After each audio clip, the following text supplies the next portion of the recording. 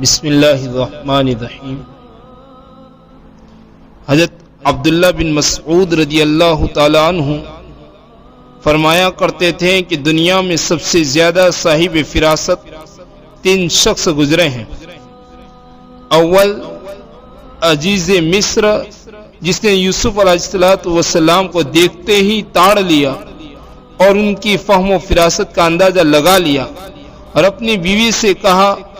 اکریمی مثواہ عسیٰ ان ینفعنا او نتخذہ ولدا، کہ تو یوسف علیہ نبی علیہ السلام کے ٹھکانے کو معزز بنانا، قریب ہے یہ کہ یہ ہم کو نفع پہنچائے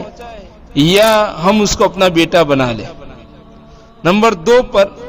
حضرت شعیب علیہ السلام کی صاحبزادی، جس نے موسیٰ علیہ السلام کی قوت اور امانت کو دیکھ کر اپنے باپ کو مشورہ دیا، جس کو قرآن یوں کہتا ہے یا ابت استاجرہ ان خیر من استاجرت القوی الامین،